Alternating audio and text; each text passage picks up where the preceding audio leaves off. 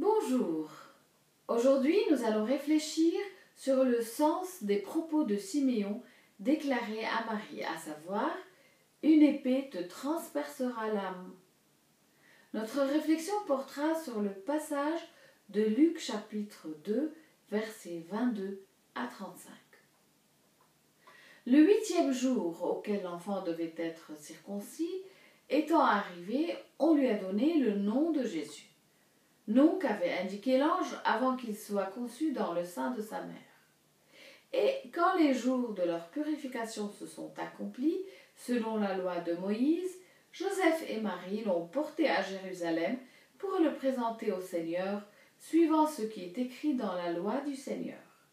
Tout mâle premier-né sera consacré au Seigneur, et pour offrir en sacrifice 2 tourterelles ou 2 jeunes pigeons, comme cela est prescrit dans la loi du Seigneur. Et voici, il y avait à Jérusalem un homme appelé Siméon. Cet homme était juste et pieux. Il attendait la consolation d'Israël, et l'Esprit Saint lui était sur lui. Il avait été divinement averti par le Saint-Esprit qu'il n'allait pas mourir avant d'avoir vu le Christ du Seigneur. Il est venu au temple poussé par l'Esprit.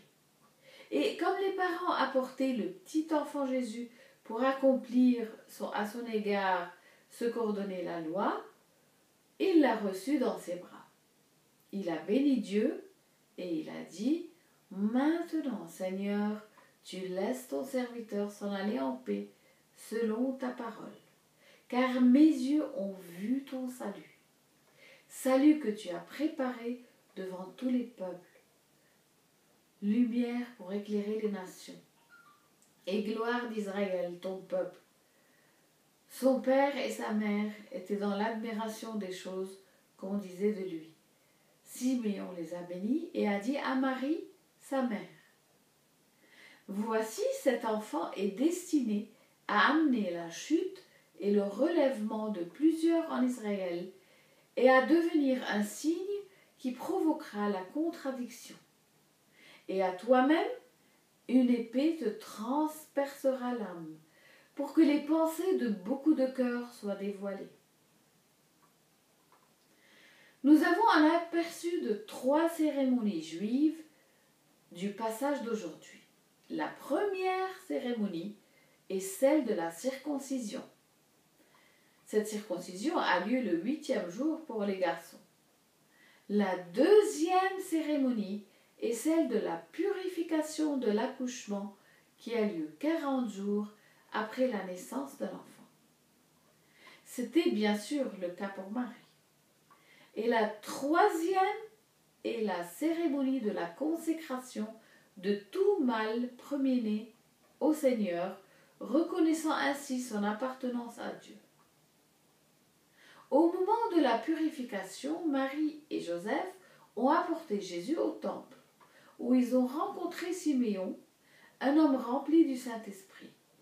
Il les a bénis, puis il a dit à Marie, « Cet enfant est destiné à amener la chute et le relèvement de plusieurs en Israël et à devenir un signe qui provoquera la contradiction, afin que les pensées de beaucoup de cœurs soient dévoilées.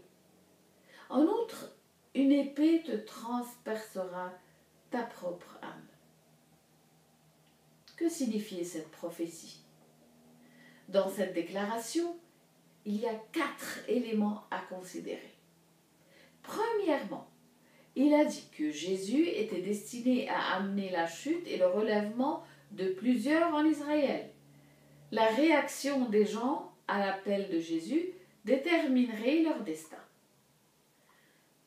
Comme Marc l'a écrit, celui qui croit et qui sera baptisé sera sauvé, mais celui qui ne croira pas sera condamné. Marc 16, 16. Deuxièmement, Siméon a déclaré que Jésus allait être un signe qui serait dénoncé. Jésus est le signe de Dieu pour son peuple. Mais au lieu de l'accepter, les gens parleraient contre lui. Plusieurs exemples se présentent dans les Écritures décrivant ce fait. l'écrivain évangélique Jean a écrit ce qui suit. Plusieurs d'entre eux disaient « Il a un démon, il est fou, pourquoi l'écoutez-vous » Jean 10, 20. Cependant, il a ajouté « Mais d'autres ont dit, d'autres disaient « Ce ne sont pas les paroles d'un démoniaque. Un démon peut-il ouvrir les yeux des aveugles » Jean 10, 21. Troisièmement, Siméon a déclaré que cela dévoilerait les pensées de nombreux cœurs. Notre façon de parler de Jésus révélerait la vérité de notre cœur, mais aussi si nous vivons dans la lumière ou dans les ténèbres.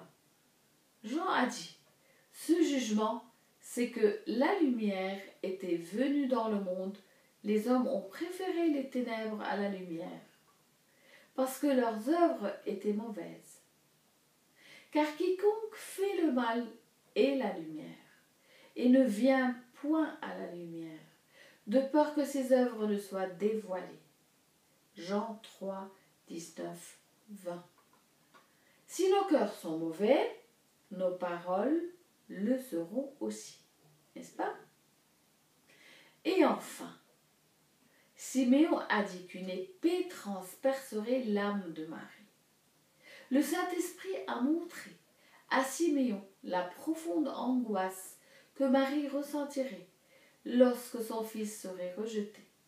Il a d'abord été rejeté par les dirigeants. Le roi Hérode a fait assassiner tous les bébés garçons du pays pour tuer Jésus, n'est-ce pas? Et il fut alors rejeté par les chefs religieux de la nation. Les scribes et les pharisiens n'ont pas reconnu qui était Jésus. Finalement, il fut rejeté par la foule qui, aiguillonnée par les pharisiens, hurla pour sa mort. Et puis Marie regardait son fils crucifié par les gens et qu'il était venu sauver. Percé par l'épée, cela décrit très bien l'âme de Marie.